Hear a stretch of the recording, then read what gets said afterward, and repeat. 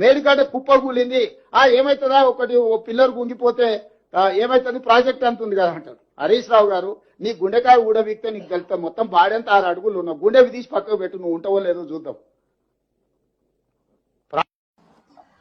అందరికీ నమస్తే.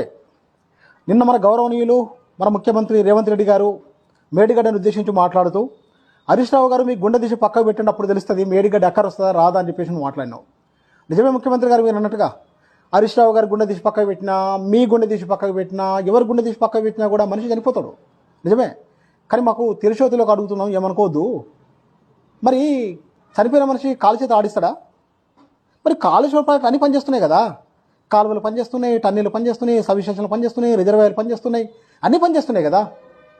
నిన్నగాక మొన్ననే కదా గంధమల్లకు మీరు మరి మల్లన్న సాగర్ నుంచి నీళ్ళు తీసుకొని వస్తామని చెప్పేసి శంకుస్థాపన కూడా చేసిండ్రు.